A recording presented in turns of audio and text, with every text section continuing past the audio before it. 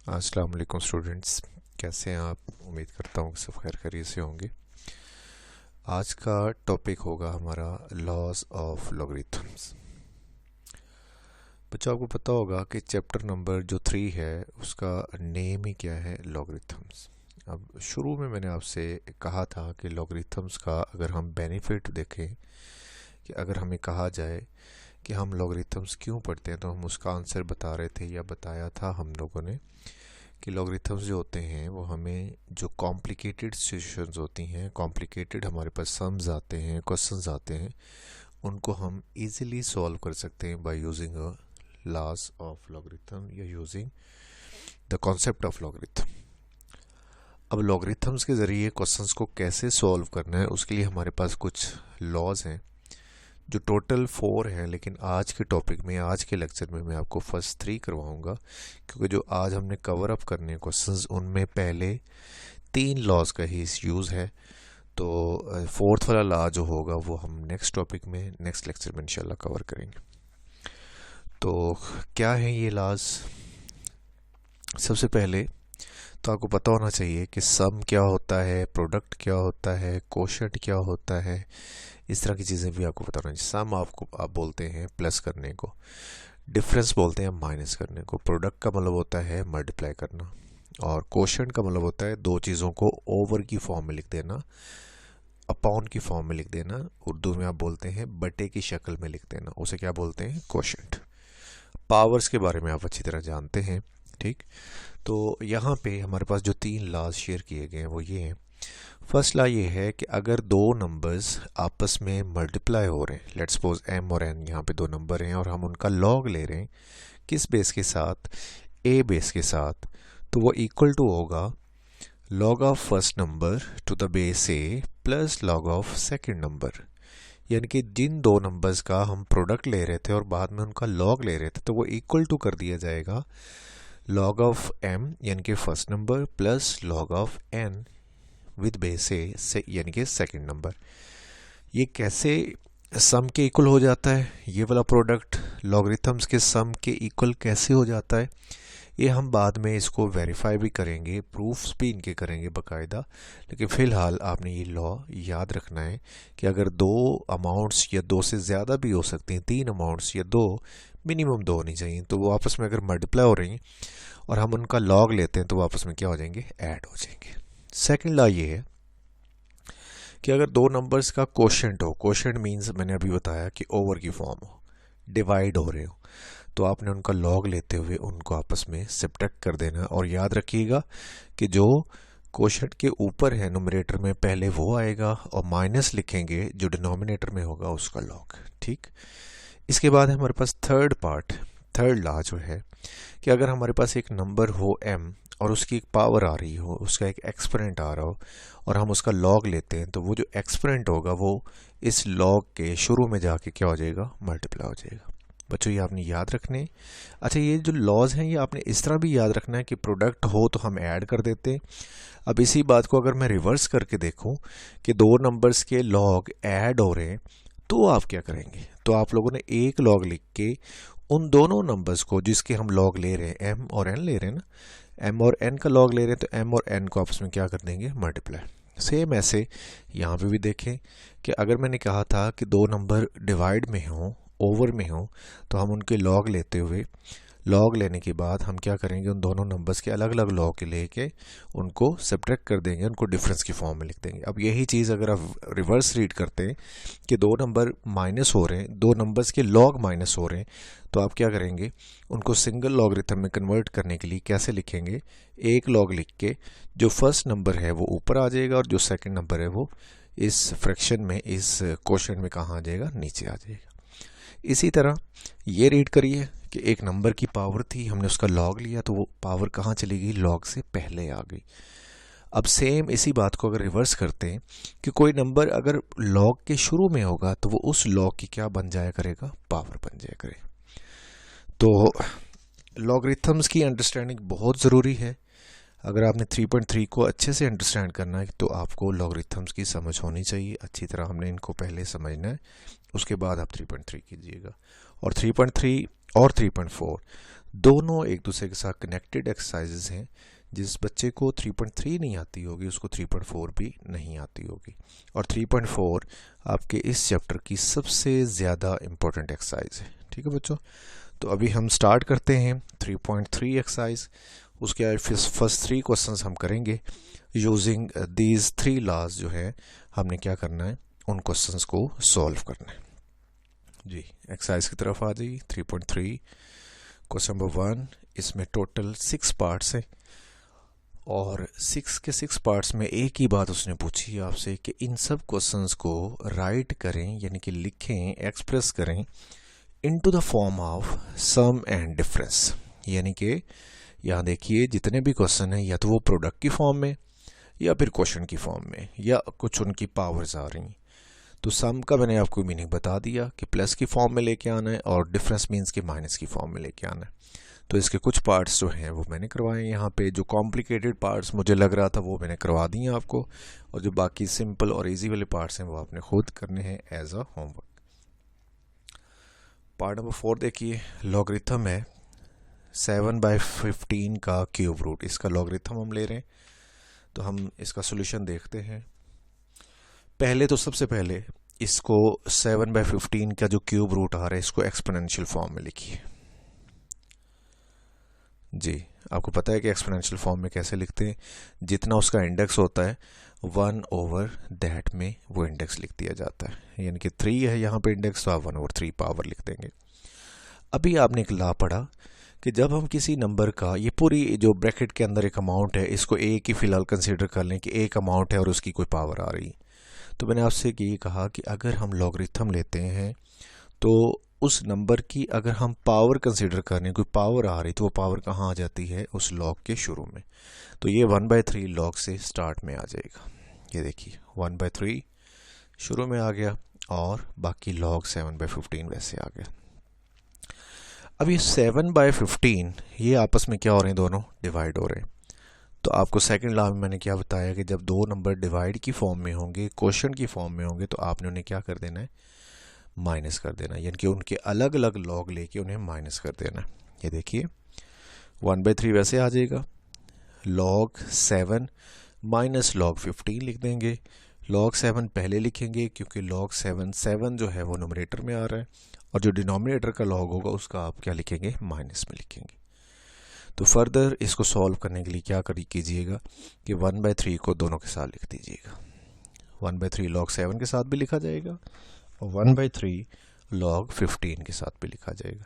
अच्छा, एक चीज़ यहाँ पे आप लोगों ने नहीं करनी कि कुछ बच्चे क्या करते हैं कि log 7 को log 15 को फर्दर सिंप्लीफाई करना शुरू कर देते हैं। यानी कि log 7 की वैल्यू फाइंड करते हैं, log 15 की, इनको आपस में प्लस माइनस करते हैं, सिंप्लीफाई करके एंड पे आंसर बता रहे होते हैं।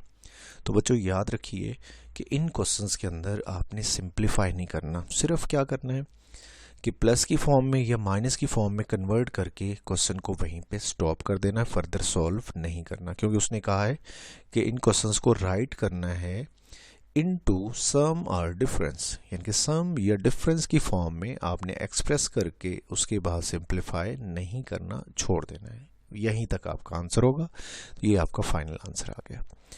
अब आ जाते हैं पार्ट नंबर 5 की तरफ। 5 में है log 22 की पावर 1/3 और ओवर में है 5^3। जी बच्चों, तो यहाँ पे सबसे पहले आपने जब भी कोई ओवर वाला क्वेश्चन है, जैसे ये होल पार्ट नहीं है, होल एक्सपोनेंट नहीं आ रहा, अलग अलग एक्सपोनेंट है, तो आप इसको 2 नंबर कंसीडर करेंगे। जैसे यहाँ पे देखिए मेरे पास पूरे की एक ही पावर आ रही थी, होल एक्सपोनेंट आ रहा था, तो मैंने उसको पहले पावर को सॉल्व किया, पावर को शुरू में ले गया। उसके बाद उस पर थर्ड लॉ जो था और सेकेंड लॉ जो था कि डिवाइड हो तो हम माइनस कर देते। लेकिन यहाँ पे देखिए होल पावर नहीं है, तो हम इन दोनों को अलग अलग पहले देखेंगे। तो ऊपर वाला नंबर और नीचे वाला नंबर, इन दोनों का हम लॉग लेके अलग अलग इनको माइनस की फॉर्म में लिख देंगे, सब्ट्रैक्ट कर देंगे। ये देखिए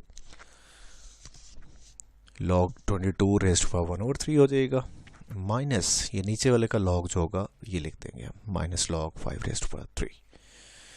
अब ये 22 की पावर जो आ रही है 1/3, हमने पढ़ा थर्ड लॉ में कि थर्ड लॉ में क्या होता है कि किसी नंबर का लॉग लें और अगर उस नंबर की कोई पावर आ रही है तो पावर कहाँ चली जाती है, शुरू में। ऐसे ही ये पावर भी कहाँ आ जाएगी, इस लॉग से शुरू में स्टार्ट में आके मल्टीप्लाई हो जाएगी। ये देखिए 1/3 शुरू में आ गया, बाकी बच के log 22। और ये देखिए प्रोडक्ट की फॉर्म में लिखना आपने, यानी कि यहाँ पे आके मल्टीप्लाई करना है, प्लस माइनस नहीं करना। ये 3 log 5 से पहले क्या हो जाएगा, मल्टीप्लाई हो जाएगा, और यही आपका आंसर होगा। इसको फर्दर आप सिंप्लीफाई नहीं करेंगे। लास्ट क्वेश्चन देखिए, 6 पार्ट इसका। log 25 into 47/29। एक नोमरेटर में अमाउंट है, एक डिनोमिनेटर में है, दोनों का हम क्या ले रहे हैं, लॉग। दोनों में किन कंसिडर कर रहा हूँ, यहाँ पे हालांकि 3 नंबर नज़र आ रहे हैं, लेकिन मैं फ़िलहाल ये कह रहा हूँ कि नोमरेटर को पूरी को एक ही अमाउंट कंसिडर करें फ़िलहाल, और डिनोमिनेटर को एक, और दोनों का लॉग लेके माइनस कर दीजिए। ये देखिए 25 इंटू 47, इन पूरे का इस पूरे का एक ही लॉग लेना है फ़िलहाल आपने, और log 29 का अलग से लॉग लेना है जी। माइनस क्यों किया, क्योंकि दोनों किस में थे, ओवर की फॉर्म में, क्वोशंट की फॉर्म में डिवाइड हो रहे थे, लिहाजा दोनों के लॉग क्या करने, माइनस करने। अब इसमें फर्दर आपने क्या सिंप्लीफाई करना है कि ये जो पहले 2 नंबर हैं, ये जो पहला लॉग है, इसमें फर्दर 2 नंबर आ रहे हैं। 2 नंबर आप देखिए कंसीडर कीजिए, तो दोनों आपस में मल्टीप्लाई हो रहे हैं, तो मल्टीप्लाई जब होते हैं तो उनके लॉग लेके क्या करते हैं, ऐड करते हैं फर्स्ट लॉ के अकॉर्डिंग। तो यही आपने काम करना था कि सम की फॉर्म में ये डिफरेंस की फॉर्म में कन्वर्ट करना था, तो वो कन्वर्ट हो चुका है। क्वेश्चन नंबर 2 पे आ जाइए। क्वेश्चन नंबर 2, इसमें हमारे पास ये ऐसे समझ लीजिए कि ये क्वेश्चन नंबर 1 का अपोजिट है, उसका रिवर्स है। इसमें देखिए 3-4 लॉग्स की फॉर्म में क्वेश्चन है, और उसने कहा है कि इसको सिंगल लॉग की फॉर्म में कन्वर्ट कीजिए। तो देखते हैं इसका सोल्यूशन। ये जो क्वेश्चन लिखा है, log x minus 2 log x plus 3 into log x plus 1 minus log x square minus 1।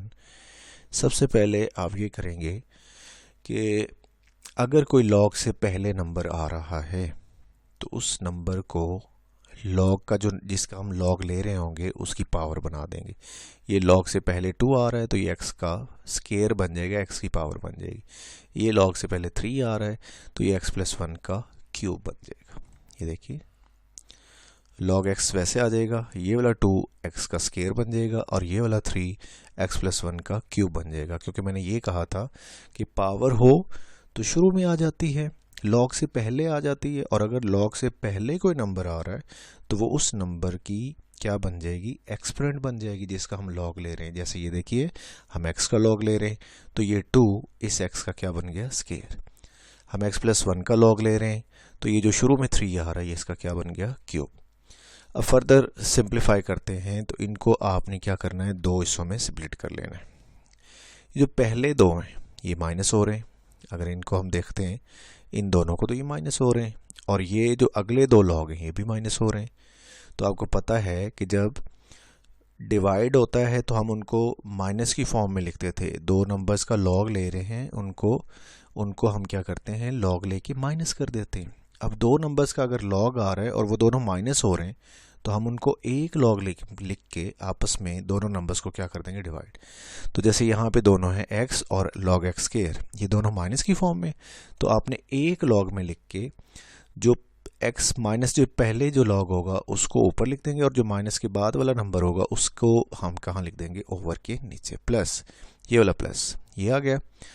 ये दोनों को अगर देखा जाए तो ये भी माइनस की फॉर्म में है, तो इसका जो लॉग होगा उसको हम क्या करेंगे, x plus 1 का लॉग क्यू जो होगा, जो नंबर होगा वो हम ऊपर लिख लेंगे, और जो नेक्स्ट नंबर है जो माइनस वाला है उसका जो नंबर होगा, जो लॉग के साथ नंबर आ रहा होगा, उसको हम कहाँ लिख देंगे, नीचे। अब देखिए पहले हमारे पास 4 लॉगरिथम नज़र आ रहे थे आपको, यहाँ पे 1 2 3 4, अगर काउंट करें तो 4 है। यहाँ पे कितने बन चुके हैं, 2 बन चुके हैं।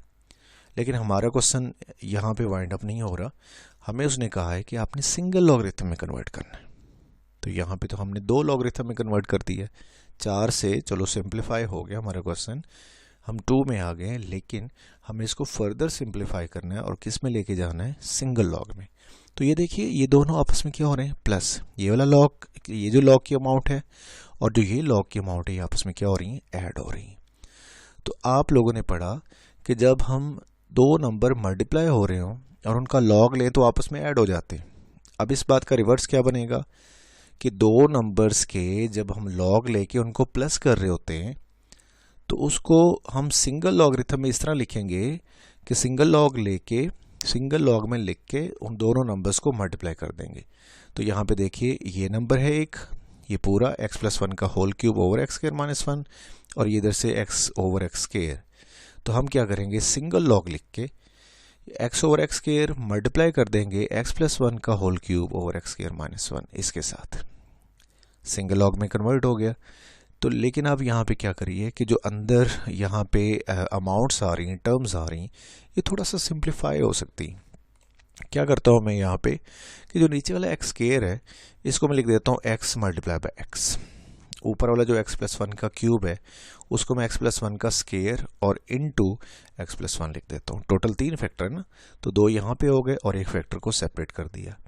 x²-1 बच्चों आप लोगों ने 8th क्लास में पढ़ा था कि एक फार्मूला था अलजेब्रा का, चैप्टर नंबर 6 के अंदर आपने पढ़ा होगा a² - b² इक्वल टू होता है a + b into a - b। तो अगर मैं यहाँ पे ये कंसीडर करता हूँ कि ये x² है यानी कि a का स्केयर और ये जो 1 है ये 1 का स्केयर है यानी कि ये b² है। a² - b² यहाँ पे फार्मूला बन जाएगा। तो इसके फैक्टर बनेंगे, एक बार प्लस लिखेंगे x+1 यानी कि a + b into a - b, x+1 into x - 1 आ जाएगा। तो कुछ कटिंग्स हो रही हैं, कुछ सिंप्लीफिकेशन हो रही है। यहाँ पे एक फैक्टर ये वाला कैंसिल हो जाएगा इस x+1 के साथ, एक x यहाँ से कैंसिल हो जाएगा। ठीक, तो आपके पास बच जाएगा ऊपर से log ऑफ x+1 का स्केयर और नीचे एक x बच जाएगा, एक कटिंग हो चुका होगा, ये x+1 भी इससे कटिंग हो चुका होगा और बाकी क्या बच जाएगा x - 1 और यही आपका क्या होगा, फाइनल आंसर होगा। और देखिए यहाँ पे इतने ज़्यादा लॉग थे, 3 या 4 लॉग हैं और आपके आंसर में जस्ट क्या है, सिंगल लॉगरिथम है। तो यही आपका क्या होगा, आंसर होगा। क्वेश्चन नंबर 3 की तरफ मूव करते हैं। ये भी क्वेश्चन नंबर 1 का अपोजिट है, उसका रिवर्स है कि यहाँ पे हमें 2 या 2 से ज़्यादा लॉग की फॉर्म में क्वेश्चन गिवन है और हमारा क्वेश्चन प्लस या माइनस की फॉर्म में, और हमने इसे सिंगल फॉर्म में लेके जाना है। और याद रखिएगा कि जब सिंगल फॉर्म में हम लेके जाते हैं तो हमारा क्वेश्चन प्लस या माइनस की फॉर्म में नहीं रहता, वो या तो प्रोडक्ट की फॉर्म में आ जाता है या फिर कोशेंट की फॉर्म में, ओवर की फॉर्म में, अपॉन की फॉर्म में आ जाता है। क्लियर है बच्चों? तो इसके 2 पार्ट्स मैंने सेलेक्ट किए। पार्ट नंबर 2, इसका सोल्यूशन देखते हैं। log 25 - 2 log 3। तो देखिए एक नंबर है जो log से पहले आ रहा है, तो मैंने आपसे कहा था कि अगर log से पहले कोई नंबर आएगा तो वो उस नंबर का जिसका हम log ले रहे हैं उसका एक्सपोनेंट बन जाएगा। तो ये बन जाएगा log 25 - log 3⁻²। जी, एक्सपोनेंट बना दिया। अब देखिए ये दोनों के log जो हैं, log 3 का स्केयर और log 25, ये आपस में माइनस हो रहे हैं। और आपको याद होना चाहिए कि जब 2 नंबर के लॉग माइनस हो रहे होते हैं तो हम उनको सिंगल लॉग में लिखते हुए जो पहला लॉग है जिसका, वो नंबर ऊपर लिख देते हैं और जिस नंबर का लॉग बाद में आ रहा है उस नंबर को हम नीचे ओवर में लिख देते हैं। और ये हमारा 2 नंबर से डिफरेंस से क्या हो गया, कन्वर्ट हो गया सिंगल लॉगरिथम। और यहाँ तक ही आपका आंसर है, यही आपका फाइनल आंसर है। इसको फर्दर सिंप्लीफाई नहीं करेंगे, कोई इसकी कटिंग वटिंग, कुछ इस तरह का लॉगरिथम निकालना, कुछ इस तरह की सिंप्लीफिकेशन करना, कुछ भी नहीं करना आप लोगों ने। एक पार्ट और देखते हैं इसका, पार्ट नंबर 3। बच्चों ये पार्ट नंबर 3 है, ये कंपोजिंग मिस्टेक है यहाँ पे, तो इसको करेक्शन कर लीजिएगा। पार्ट नंबर 3 की बात हो रही है यहाँ पे। 2 log x - 3 log y। यहाँ पे भी देखिए log से पहले एक नंबर आ रहा है तो ये इस x का एक्सपोनेंट बन जाएगा। इस log से पहले भी एक नंबर आ रहा है तो ये y का एक्सपोनेंट बन जाएगा।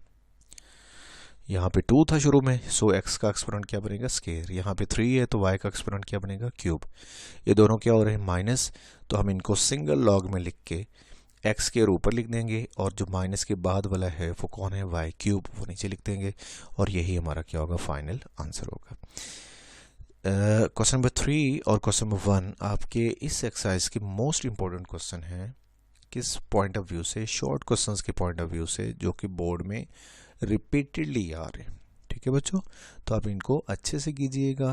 क्वेश्चन नंबर 1 2 3 ये पूरी एक्सरसाइज 3.3 इस हवाले से भी इम्पोर्टेंट है क्योंकि इसको किए बगैर आपको 3.4 समझ नहीं आएगी।